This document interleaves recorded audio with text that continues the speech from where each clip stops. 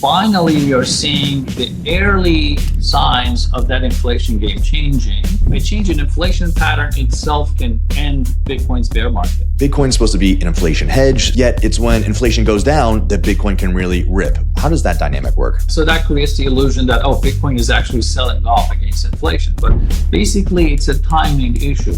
We are way below what the average power law model would suggest. This is a massive undervaluation.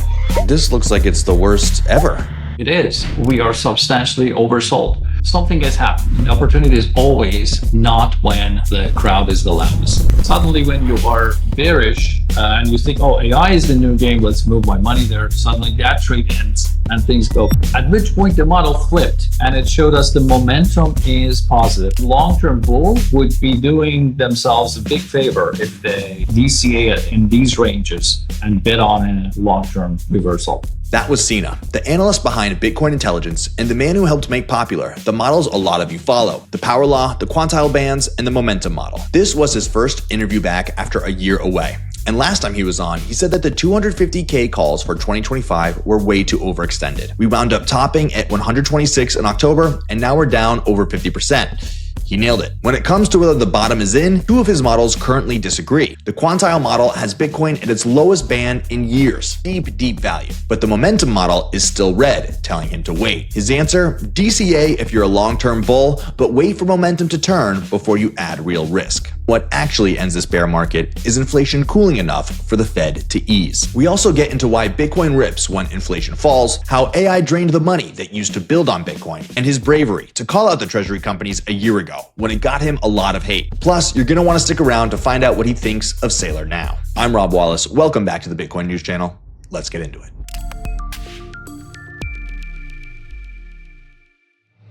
All right, Sina, thank you so much for returning to the show.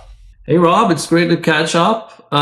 It's the first interview, I guess, in 1 year or so I'm doing. So took a step back for family reasons and happy to do the first one with you. Cheers, man. Yes, I really appreciate that because I think you are full of insights. You've made a lot of calls and you were correct on many of them. So let's dive right into it. You came on this show last August and everybody and their mother was primed for a parabolic blow off top. Many people were calling for 200, 250K by the end of 2025, but you said that would be way too overextended.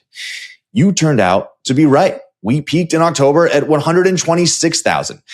Do you feel vindicated in that call of yours? I guess you have to stay humble, but it's all pattern recognition. And just by watching the market very carefully over the years, I think it's very helpful for me to say at least I've tuned a little bit the signal. And once I feel something happening in the market, I can rely on that. So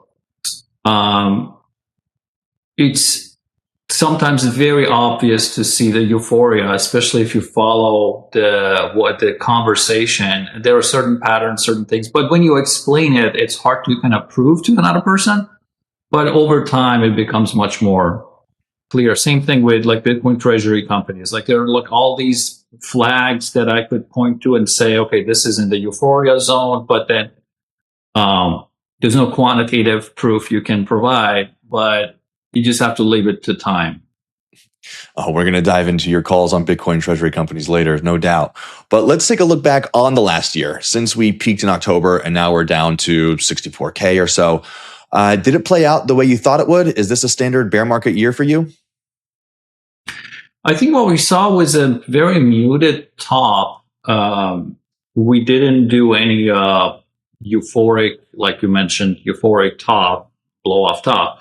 A lot of that could be because of the derivatives that was created, lots of paper products created on top of Bitcoin, plus the asset is growing, maturing, and so volatility should dampen. And it's just, it was so frustrating to see all those calls for like, $1 million. There's this $1 million per coin call that comes back every year, and other people are, just throwing higher numbers and so on. But just it was crazy to think like $1 trillion, $2 trillion assets suddenly 10xing and so on. So that was not unexpected, as you pointed out. The downside was a little bit more pronounced than I would have guessed. I think, what was it, like 70% down? Or 50% down at least from the top. And this was interesting to watch. I think part of that was there was a lot of hidden leverage that was unwinding. Every time we near the peak, a lot of these businesses or products around Bitcoin are generated that are sort of leveraged in different ways. Leverage in terms of the stock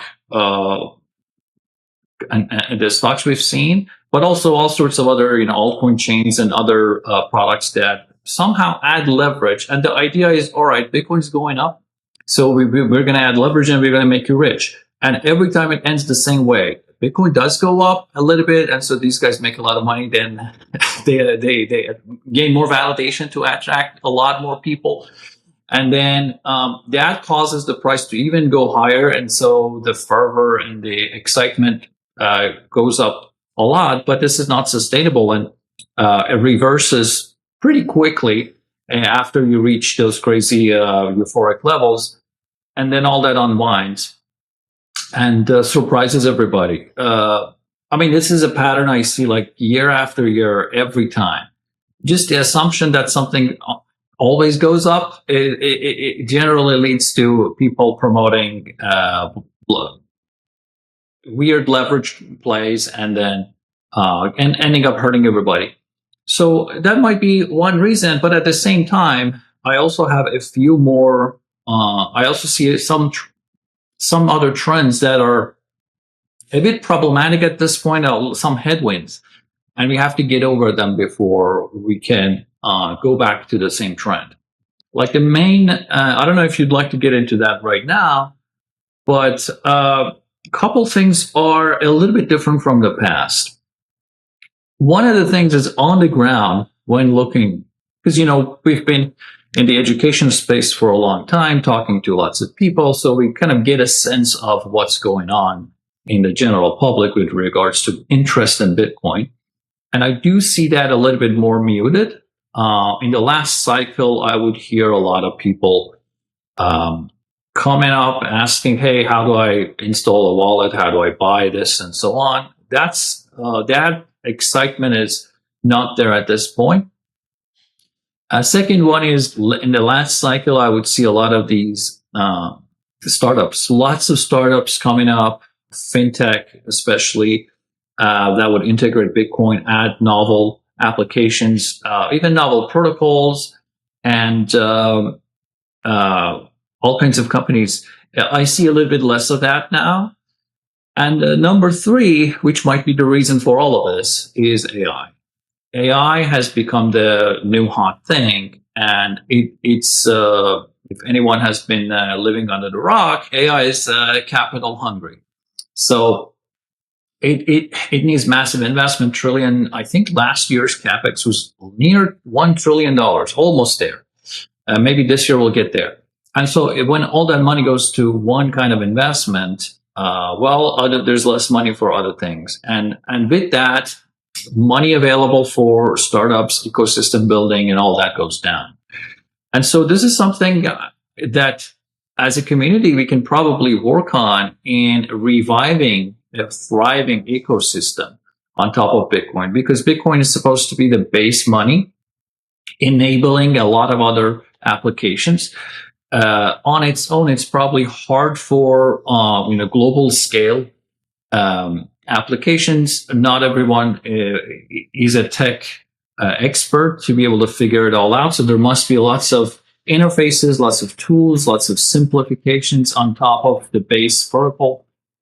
All that is needed. That's work to be done. And to do that, you need investment and money and excitement. There must be market demand. There must be investors that support it, and there must be developers that do it. If this ecosystem is not there, progress slows down. So that's, I think overall, I see very, very few people worried about this.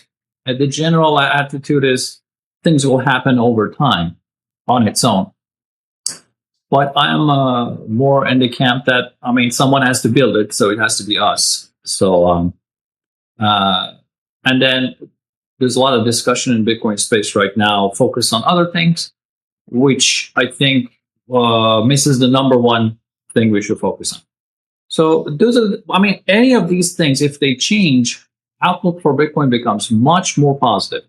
One thing I forgot to mention is also inflation, right?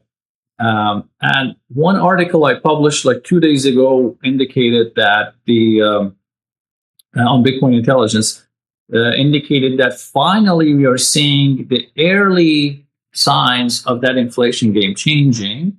But if that also becomes a trend, and several reports demonstrate that inflation is going down, then lots of investment, long-term investment type assets that have been deprived of capital because of AI would get revived. So a change in inflation pattern itself can end Bitcoin's bear market. So that would be exciting to watch. Explain that to the viewer. Why does it happen that, I mean, Bitcoin's supposed to be an inflation hedge, something that goes up over time to combat all the rampant money printing, yet it's when inflation goes down that Bitcoin can really rip. How does that dynamic work? Yeah, that's because there's a difference between the CPI and monetary inflation.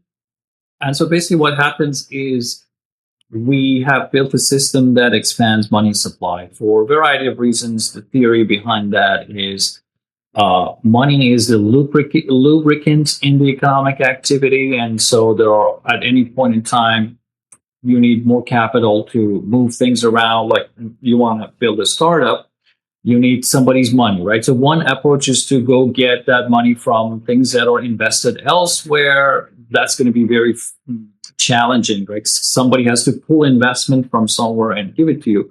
But the solution they have invented is, all right, let's just print more money and turn it into investment capital. And essentially, the effect of that is you're borrowing from everybody else. You're inflating other people to create new capital and invest in companies and new initiatives, which if that company creates a lot of productivity, it ends up being a positive sum for everybody. But that's not always the case. That money can also be invested in speculation and non-productive assets. That's a side.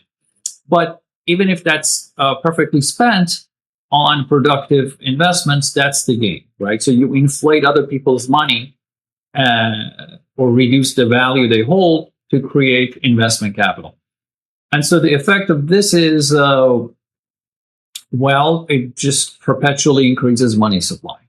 And if that's the case, assets that have fixed supply would have to be repriced higher and higher as value of money goes down. And it even does better because over time, investors realize these are hedges against monetary inflation. And so they grow faster than the money supply expansion. Even. Great example of that is Bitcoin, mathematically fixed supply. And so it does a perfect job of tracking money supply. Now, but when this expansion of money gets into the hands of the powers that be, so that they print money, powerful institutions acquire that first rather than everyday, average individuals. And so those people don't invest all of that in private economy. Some of that goes into, buying assets and investing in various, stocks or other things, even real estate. When that happens, the price of meat and eggs and gasoline, they don't go up. So from the Federal Reserve's perspective, there's no problem. Asset prices are inflating. For example, Bitcoin price also goes up, but CPI doesn't. And so the consumer price inflation is not a problem. So they think the populace is not going to be unhappy. So everything is fine. But when that investment in assets exceeds certain level, like what we saw in COVID, after COVID. So there's too much money everywhere. People are speculating on every single thing. Then it ends up also leaking into everyday products, food and shelter and all that. Plus, sometimes we have supply bottlenecks as well. But when that happens, then the problem starts. You can't buy food. Um, People are starving, especially a lot of people are living paycheck by paycheck. So a little bit of an increase in everyday necessities is a big problem. Then it becomes a political problem. Then it becomes a problem for the Fed, and then the Fed reacts. How do they react? They shrink the money supply. And so when that happens, you have seen an inflation in prices, consumer prices, but then money supply is going down. And, or at least it's slowed down substantially. And that hurts Bitcoin. And so that creates the illusion that, oh, Bitcoin is actually selling off against inflation. But basically, it's a timing issue. First, you have money supply expansion, then Bitcoin goes up, then CPI goes up, then Fed tightens the money supply and Bitcoin goes down. So it works as intended. It's just a complex web of action and reaction. Yes. And it seems sort of counterintuitive at first, but then it makes sense when you break it down like that. And one of your great talents is taking this analytical data and turning it into charts and graphics. You sent some over. I would love to dive into that at this juncture because it's been a minute since we've gotten an update from some Sina charts, and I'll bring them up here on screen. So we can start here with the power law, something that you are a big proponent of, correct? Yes. Power law model has been showing interesting patterns lately. You can see it's fallen way behind the average, and it's way closer to if you did draw. So what that dashed line that we have goes through the middle of the data over the full range. Now, if you drew this at the bottom section of the data, that's sort of where we are, and later in a quantile model we'll see that. But we are way below what the average power law model would suggest, and you can interpret that as deep value position. But we have to also be cautious. There is no guarantee that past results continue into the future. You have to always be very careful with that. But if the trend continues as before, this is a massive undervaluation. And so, please. That in the VPLI chart as well, just a quantification of this gap. If you can look at our, it's number 2. Yes, this is basically a quantification of the gap that we saw in the power law model. It's extreme, and you can see we are at VPLI equal to 10. I call that extreme cold because it's substantially below the trend. And it's almost less than half what would be suggested by the average trend. This looks like it's the worst ever. It is. And it also adjusts by volatility. So it's sort of a normalized distance. And yeah, we are way below it. So I wouldn't discount the idea that maybe for some time we may have a hard time getting directly back to the average. Nevertheless, it gives us a good guide showing that, the trend that we had is way higher, and we are substantially oversold. Now, when does that oversold get corrected? That's a different question. So something has happened, and I suspect, like I said, a big part of the story is AI capital. That makes sense. But at the same time, I mean, there was no readings over 80 in this cycle, right? We had 3 humps at 60, but that seemed like a hard barrier that sent us straight down after that. And yet, despite the fact that we didn't go so high, we went lower than ever. How do we explain that? You still think it's just the AI vacuum of capital? I think we lost the position as the next new thing, as the exciting new thing. I mean, for the past at least 8 years that I've been following the market, and I can remember, crypto has been the number one thing, or like the next thing, actually, I should say. And that position was handed over to AI. Now, that could be interesting moving forward because AI is experiencing a mid-cycle slowdown at this point. So it's possible that once enough investment is there and people like investors realize, oh, we're actually maybe over investing here for the time being. Plus, when there is more intersection with AI and Bitcoin is found. So one possible approach is when all these AI agents end up trading with each other, exchanging monetary value, and what is the best way to exchange value? It's probably digital money, right? There will be a lot of push towards stablecoins because they're regulated and all that, but there is also room for permissionless money, which would be the least friction, actually, way of doing this for AI agents. How many apps does it take to manage your Bitcoin? One to buy, one to send, one for Lightning, and another for loans. That's a lot of friction. Well, now there's Rhino. Listen to the end, and I'll tell you how they'll set you up with $10 of free Bitcoin. Rhino is a next-generation Bitcoin app that makes living on Bitcoin easy. At Rhino, you can buy Bitcoin with 0 fees. Get a Bitcoin-backed loan right in the app. Move cash globally over Bitcoin rails fast and easy. Automate your stacking with a DCA plan, so your stack is growing, whether the market is up, down, or you're touching grass. And it doesn't stop there. Bill pay, debit and credit cards, as well as retirement accounts are all coming soon.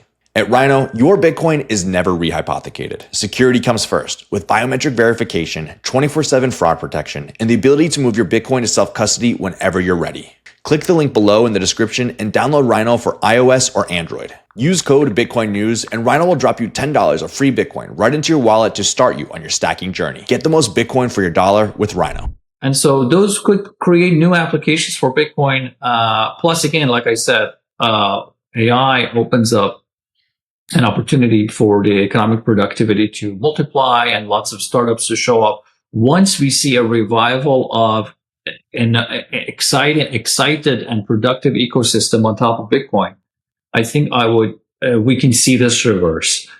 And it seems like a lot of things are happening on schedule too. I mean, we see in midterm years, we do see a slump. Usually it's happening, as that would suggest. Also, from the timing of the 4-year cycle, it's sort of on time. We should be in a bear market according to that pattern. We are. And again, inflation has been a problem for a long time. That could change, especially with AI again. And maybe if the war and energy crisis, subsides a little bit and stops being a continuous problem, like we saw in the last report. I mean, after the first part of war ended, energy prices come down, inflation come down. So it is. I can see a situation where we recover a lot of that damage pretty soon in the next year, if macro goes in the right direction and we see a revival and excitement and development around Bitcoin. So that can happen, but I'm always very careful of again, euphoric predictions. This is not going to 10x in a short period of time, so we have to be careful there. But paper products last year also, they dampened the peak. Yeah. So that was an interesting observation. But when you deviate from all the history, that's interesting. I mean, you have to notice something is going on, something that's different. So you have to be open to other interpretations. 100%. And one thing about the paper products is that they can dampen the upside, but it's also true that for institutions, it's never been easier for them to get into Bitcoin, right? And do you think that in terms of retail pushing Bitcoin to $1 trillion to $2 trillion asset, that's as far as retail could push it, and that you need these institutions to take it to 5-10 trillion? Yes, but also there must be demand from somewhere to excite institutions to invest. So the reason in the last cycle we were seeing a lot of these new companies joining and putting it on the balance sheet, it was just because they saw this is exciting. People want to pay with Bitcoin. People want to invest in companies that hold Bitcoin. And so that retail interest is sort of linked to institutional interest as well. And the best way, for example, to get a company like Apple to integrate Bitcoin is to show them that people want to use this in their iPhones.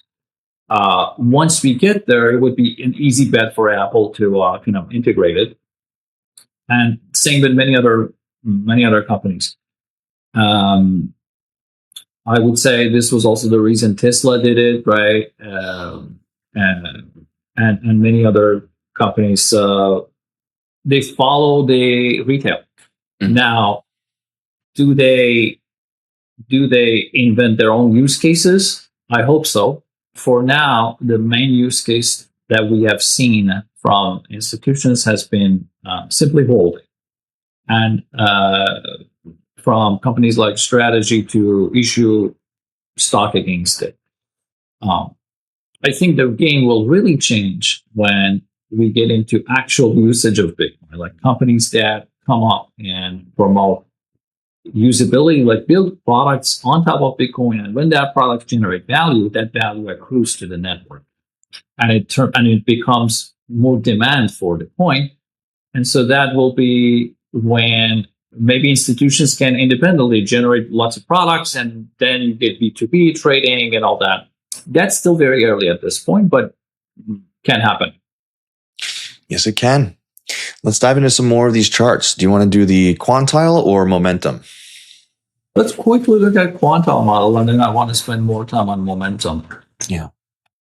Yes, that one. So this is the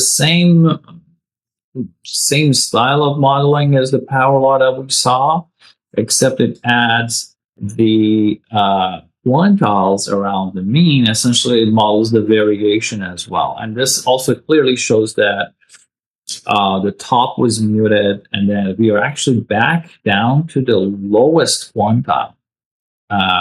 So Q1 that you see there is where we will get to at the end of the year, but today this is right at 64,000.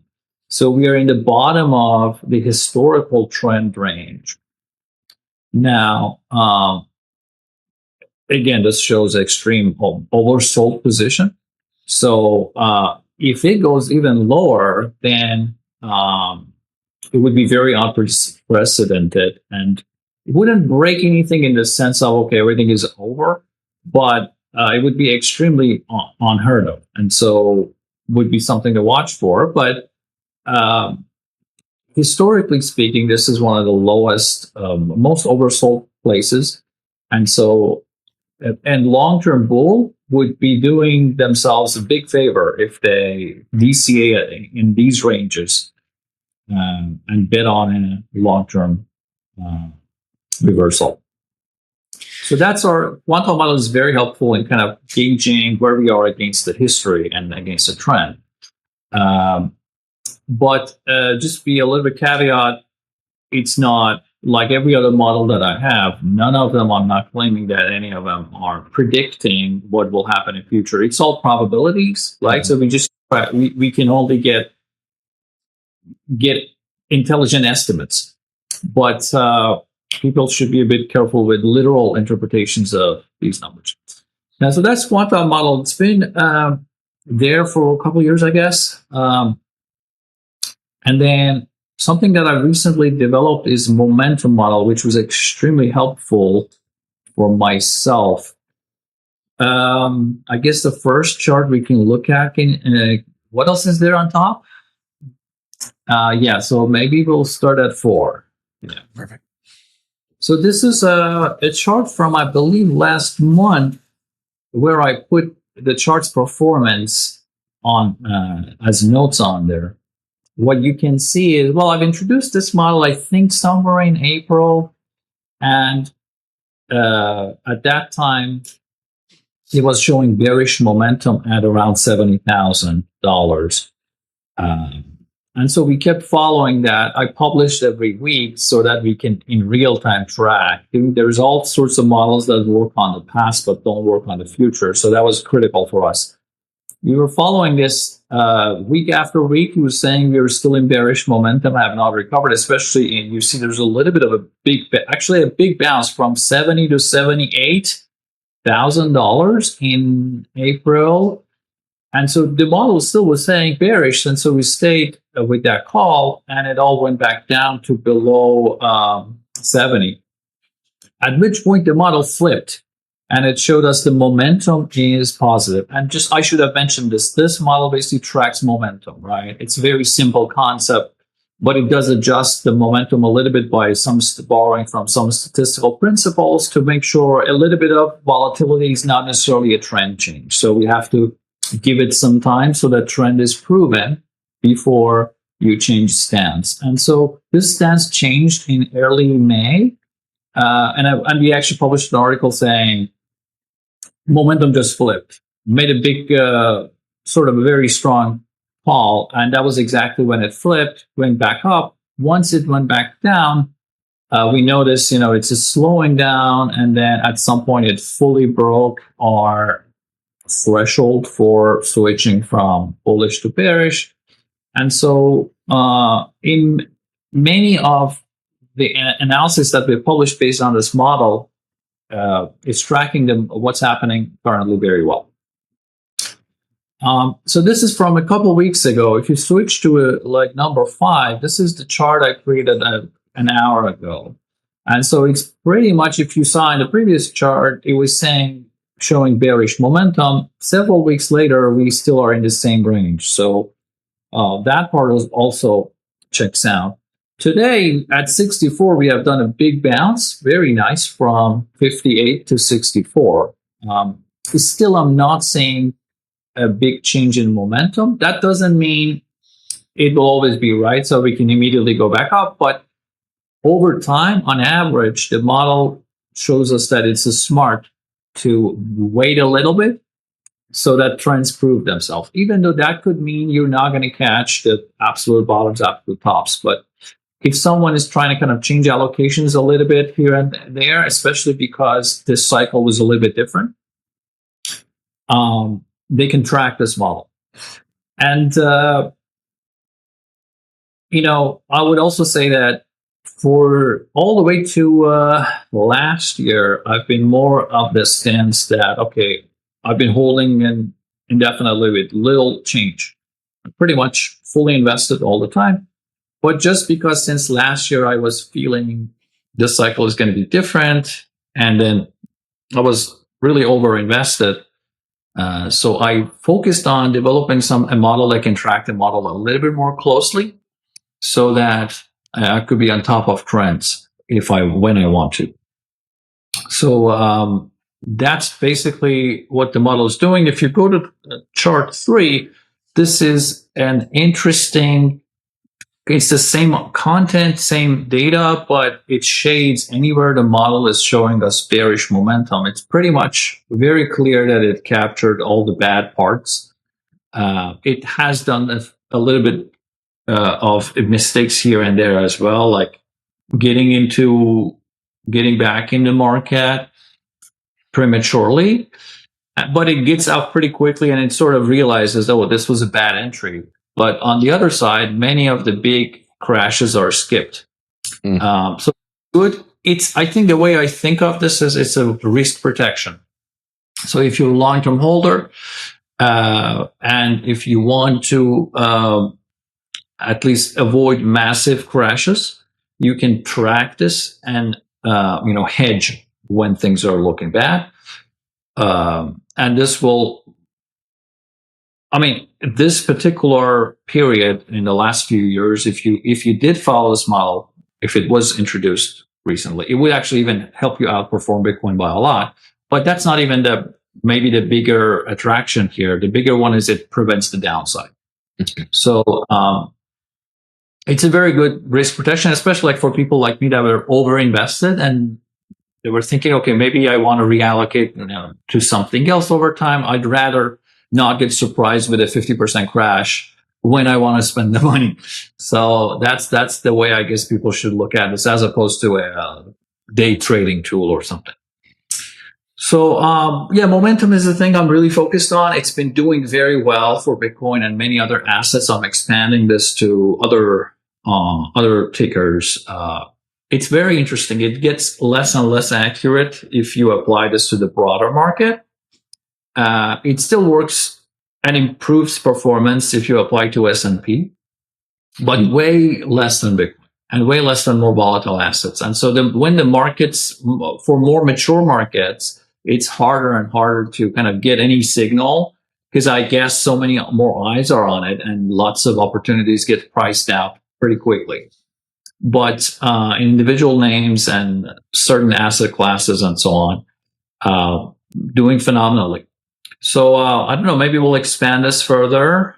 And once I get some more time, publish more results out of it.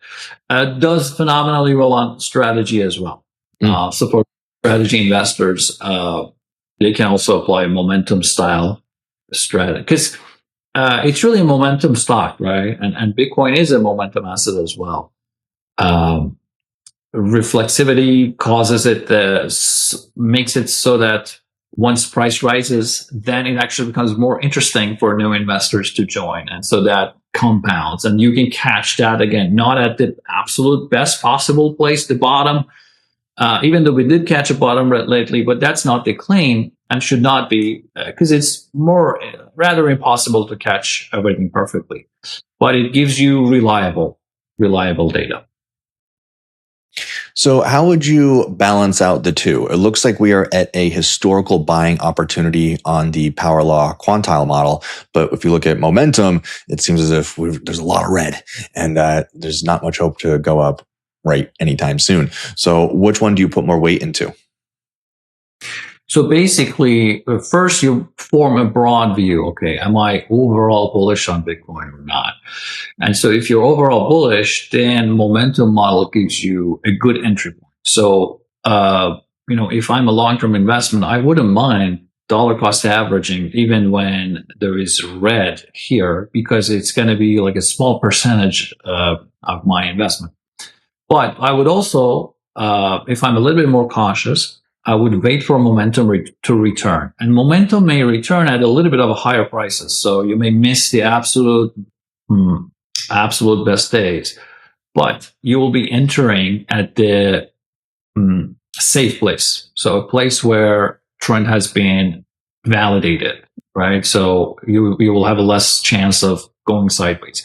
So you can see the benefit of that in the previous leg down, right? You actually, like, for example, if you look at early 2026, we crashed down to, I guess, below 90,000.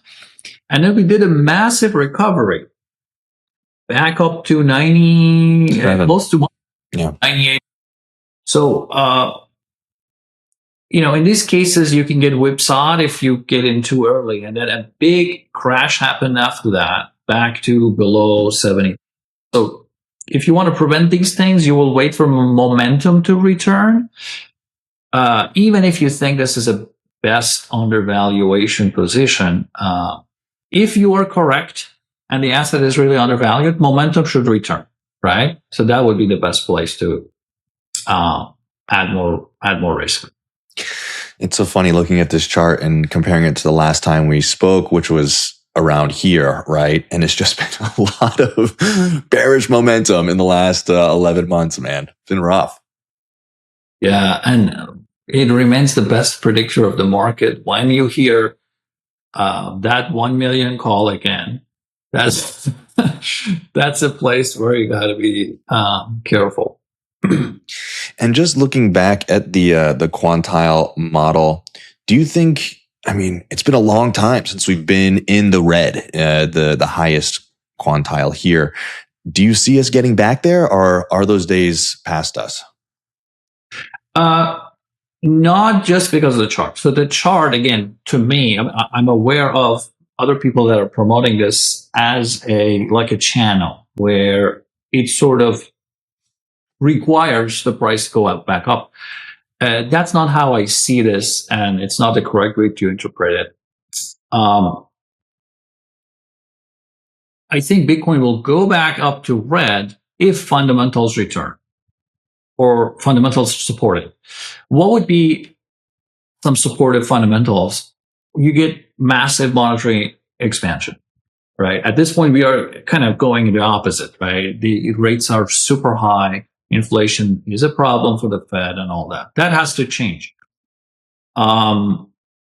First. Second, Bitcoin has to become like very exciting again, just like it was last cycle for the public, right? It must be lots of discussion, lots of excitement, lots of innovation on top of it. I'm not saying it's gone, but my personal observation is that it's sort of experiencing a pause. Of course, it can come back, and every bear market this happens, but it has to happen for us to go. So essentially, the reason I see the prerequisite I see for a going back to orange or red is if I can see an active economy built on top of Bitcoin. By that I mean business, trading, exchange, ideas, products that actually require Bitcoin for them to work, and that would create demand for these businesses, these products to hold Bitcoin, and that would bring a lot of capital. I don't think just a speculation and hope will get us there, and so that's why I'm really following, what's happening with Bitcoin fintechs, Bitcoin applications, and also the general public's interest. Once that's there, then all the oversold position has a chance to flip and become bought again, and so on. So, but I wouldn't say that just because the chart is low, it will go up. It's a bit of a nuanced way of looking at it, but I think that's more honest. Everything is downstream from fundamentals. The market could be crazy, right? The fundamentals could be there, but people don't realize it. But over long run, fundamentals win. And so the only reason something goes up is if more capital comes in. And so we have to follow that. Otherwise, I will discount history in favor of what I can see in the market today. And one interesting thing you said just before is that you felt overallocated. I know that you are a long-term Bitcoin bull. You believe in the technology, you believe in the philosophy, but even those with the most conviction can feel overallocated. And of course, everyone's personal situation is different. But what are signs someone should look out for if they feel like they're overallocated? Well, I was 100% allocated. Every investable money I had was in Bitcoin for many years. So that was, and then I was anticipating future expenses coming up for expanding in some other areas, and so that was like, okay, I want to protect some of this capital if market is volatile, and then again use momentum to do that, and it would work fantastic. And so, but the thing I commonly mention to people is if volatility in the market makes you worried and nervous, that's a great sign that you're over allocated. And Bitcoin is extremely volatile, as everyone knows. And so if you're going to need your money next year or next 6 months, and it being cut in half is going to be a material problem for you, then that's when you're over allocated. If you're borrowing money to invest in Bitcoin, which a lot of people unfortunately do because they want to maximize return, you have to ask yourself, am I early in this or not? If you're early, leverage is fantastic. You're going to make a lot of money, but the odds are you are getting leverage because you saw somebody else do it, and then they became a social media influencer, and then they are promoting it after the sweet spot is over. And that's when most people do it. And then that's also another big mistake. And it should be your main goal to get out of that position. So just raise more cash and make sure that the Bitcoin you'll have is pay back the leverage, and that's another thing to keep in mind. But in general, I mean, it's a personal situation for everyone, but you have to keep in mind this is an extremely volatile asset. New things can happen all the time. Like if you go back 2 years ago, no one would have predicted that AI would kind of capture all the attention and extract so much money from the real economy. So that has the potential to change lots of calculations. And it may also work in reverse, right? So suddenly when you are bearish and you think, oh, AI is the new game, let's move my money there. Suddenly that trade ends and things go back. So the big problem I see at this point, I'm a good observer, right? I tracked a lot of people over time. I remember the calls they made. I remember the position they posted on social media.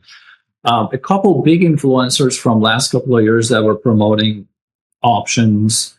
Again, it was exactly like in 110, 120, right at the peak. They were becoming options gurus. Like you multiply your returns, get a leap, and it's a no-brainer. Bitcoin always goes up. One of them invested most of their money, which was about $1 million, in options, and all those options have expired worthless after a year. So I really hope they're fine. But doing anything just because somebody else on social media does it is one of the worst things you can do. Absolute worst thing you can do. Don't follow other people. Learn from them. Learn from a variety of people, but form your own ideas. That's the biggest problem I can see right now. And I have a lot of respect for you for your willingness to go against the herd and say the uncomfortable truths as you see them and stand by them over time. And of course, one thing you did that for was Bitcoin Treasury companies. You back in 2025 were saying very early on, guys, watch out. This is too good to be true. You're getting sold a bunch of lies here. And now a bunch of these stocks are down 99+%. How did you see that? And what should other people look out for in the future? Yeah, I mean, a couple of things. First off, it was the pattern. Like I've been seeing altcoins for many, many years, same mindset of, hey, Bitcoin is up. This thing will definitely go up. And so when that happens, you will be rich if you also 10x leverage on it. So you see that, and then you also see that the majority of people, or a good portion of people that are investors, kind of have the same euphoric mindset, and that is usually a signal for a problem. Again, many leverage trades are fantastic. I'm not against them if you're early, but are you sure you are early? Chances are most people hear about the opportunity from someone else, the influencer. Influencer has shared it with millions of people. So it can be late. So that was the first like behavioral thing. And anything you would say against it, you would see an army of super zealous people attacking you. And it's not easy. I mean, it's not easy because people unfollow you, they block you, it hurts someone's account and presence if you go against anything's army. I've had that with,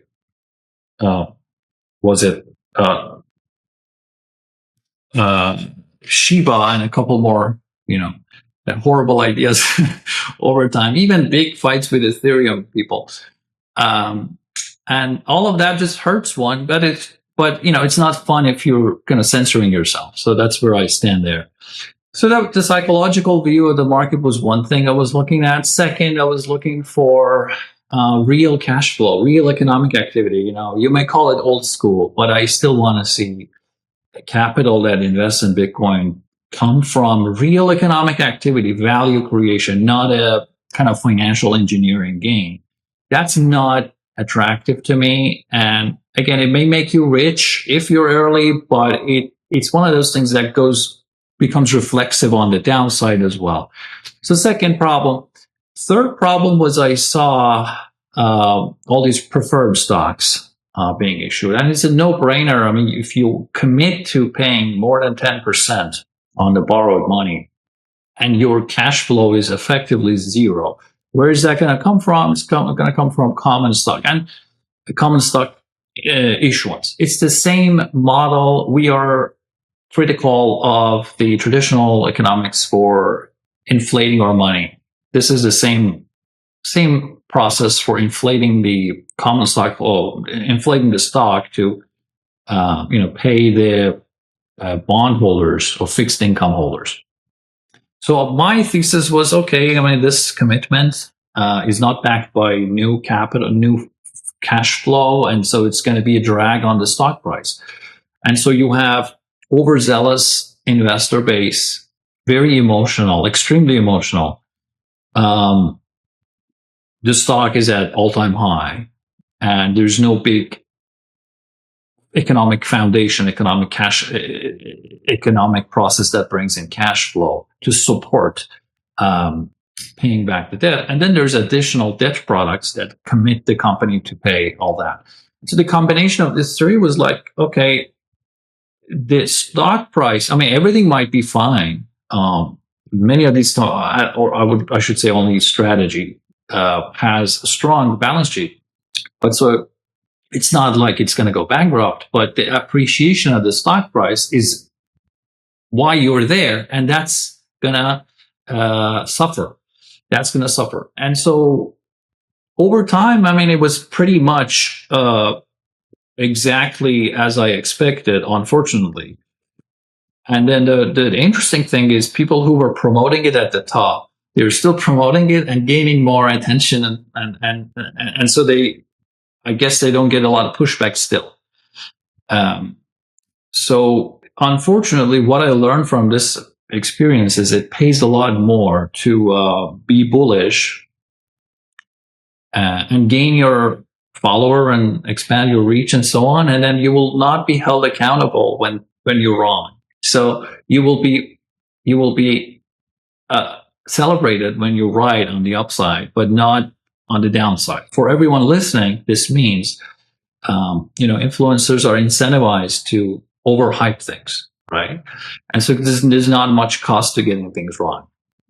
And another thing, I mean, at least it helped me to be very, very skeptical of what I hear unless I verified myself.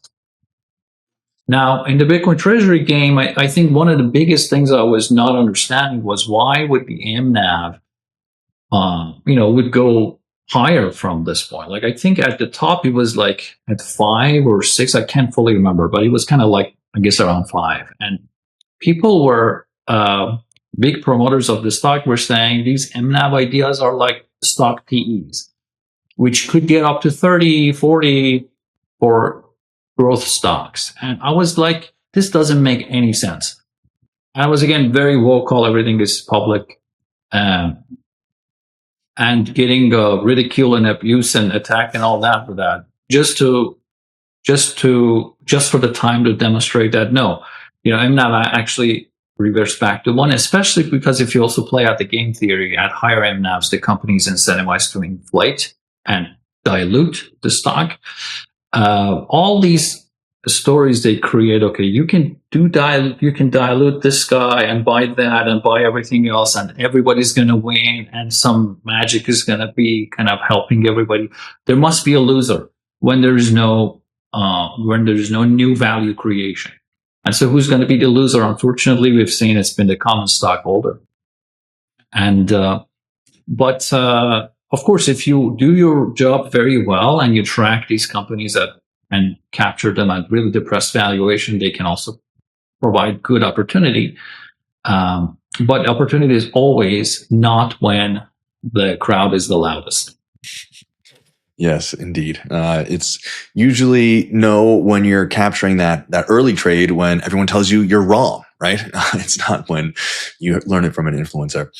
And so let's wind up on this. When it comes to strategy and Saylor, what's your outlook? Do you think that they can keep this going for a long time? And how would you value Saylor's contribution to the Bitcoin ecosystem at this point in 2026? I think it's important for me to clarify. I've been a big supporter of Saylor up until end of 2024. Very intelligent person, big promoter of Bitcoin. And at that time, his message was about sound money. So that was fantastic. but it was very clear. It's even proven quantitatively by one of your prior guests that narrative changed at some point. So they decided to to switch from promoting Bitcoin itself to promoting paper products on top of it. So that's a problem. And it's fully predictable. Everyone acts in their own interest, right? So, and when somebody doesn't support the main thing anymore, so you should also reevaluate your support for them.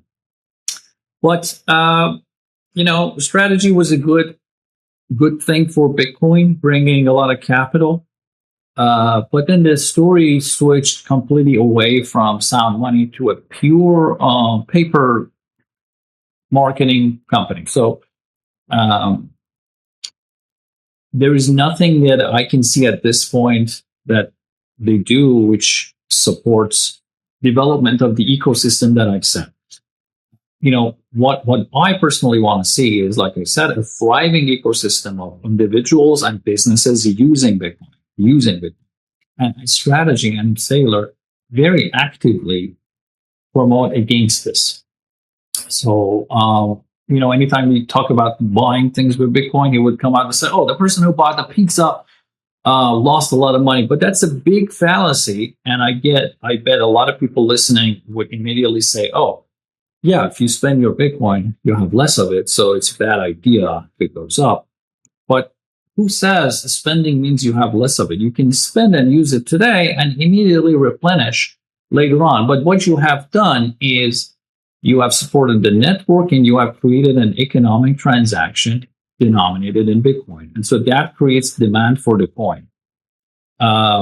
You can spend today, you can replenish tomorrow. Supposedly, if you're a bull, you are constantly buying it, so you're replenishing it. That shouldn't be a problem, right? But to say that spending it means you're going to have less of it is a little bit of a fallacy, which people leverage to then promote stocks. So, using Bitcoin is bad, so you just have to hold it and do nothing with it. Then buy my stock, which does that for you and makes things much simpler. I mean, it's not easy to see. I see Saylor playing a game here, and it's funny that many other people don't see that. I don't know, but there's a minority that agree with me on that. He's not helping Bitcoin anymore. It's sort of maybe neutralized all the benefit, in my opinion. And so I criticize him when criticism is due, and I like him. I support him when he does something I like. There's nothing dogmatic here. But when he says don't spend your Bitcoin, no, that's absolutely wrong. When he prevents, or at least indirectly prevents, investment in Bitcoin payment companies, we've heard a bunch of things as well about that. That's bad because, again, Bitcoin needs that ecosystem around it. When he moves money out of that sort of ecosystem to Wall Street paper, and the attention goes towards just levering up or buying these new fixed income financial engineering products on top of Bitcoin, which again don't create real economic value, that's a problem. Like the main energy and attention goes from building a new economy on Bitcoin towards building the old economy and making more paper. That's all not good. I mean, I get that people like his charisma, and he's a very charismatic person, fantastic salesman. But these are problems. These are problems that I see. And only in the last 2-3 months, I see a real backlash, right? I've been kind of killing my account and killing my reach for the last year or so, talking about these issues. I don't want to have heroes that I worship no matter what. Heroes could be there, but the moment they do something problematic, we should be courageous enough to talk about it. And then you have to understand he's a very powerful person. It's not possible for many accounts to kind of criticize him because you will lose benefits. But I don't care about that. I also want to serve myself in expressing myself. And so the fun will go away again if I want to censor myself. Well, respect to you for putting the truth first when it comes to this in front of your follower account or your reach. And when it comes to Saylor and Bitcoin, I do think he has done some good things. But as we've seen in the past, Bitcoin has had main characters before, whether it's Andreas Antonopoulos or Roger Ver. And Michael Saylor has definitely occupied that role for quite some time now. And as we enter into this new era, maybe it would be good to find a new main character, somebody who can spread the word about Bitcoin and in some different ways, right? About using it as money, about circular economies, about building fintech on top of it, making it easier, trying to get an Apple on board, to actually put it into their apps and their hardware so that people can use it on a daily basis and it becomes second nature without them having to learn a lot, read a lot, and go down the hard money rabbit hole. So that's some hope for the future, right? Yeah, I mean, it all depends on us keeping a critical mindset. No one is a perpetual hero. No one is a perpetual enemy. You have to be vigilant and see what's going on. And I guess think deeply about the fundamentals of Bitcoin. Because a lot of people, I guess, have this idea that, this thing will just go up on its own. No, there has to be like real things happening outside in the world for your investment to be successful. And so I would push back a little bit against this idea that, we can just sit back and relax and everything happen. I think we can influence things in good ways or bad ways, all of us as investors, as holders, as believers in sound money. And so we can all take a step every day toward that and promote the things that we like and not wait for them to happen. Yes. Well, thank you for holding the truth so dear and even when it is unpopular. So, Sina, if people want to follow you and your truth-telling ways, of course, you've got an X account and we will put that link down below, but you also have a newsletter. Tell people about the newsletter. Yeah, you can find it at Bitcoin Intelligence at Substack. So we publish a very quantitative focused analysis of the market every week. So if you're interested, a lot of that is free as well. A big portion of it usually ends up being free. So you can just track that. It's been fantastic for myself in the last few months, at least. So I'm sure you will find good things in there if you look. Absolutely. All right. Thank you, Sina. It's been a year. We got to get you on before another year happens again. Until next time. Awesome. Thanks for having me. Thank you so much for making it all the way to the end. If you enjoyed this interview, be sure to give it a like, turn on notifications, and share it with somebody who you think would get deep value out of it. If you want to go further, be sure to check out our latest interview we just did with Marty Bent and Joe Consorti, two of the best names and voices in Bitcoin. We break down the AI trade, what's going on in Iran, what they are excited for in Bitcoin looking forward, and also how the people of America are starting to fight back against the surveillance state that is encroaching all around us. It was a great interview, some divergent thoughts, but a lot of consensus of what we need to see Bitcoin go higher. Check that one out. It was a lot of fun. I'll see you over there.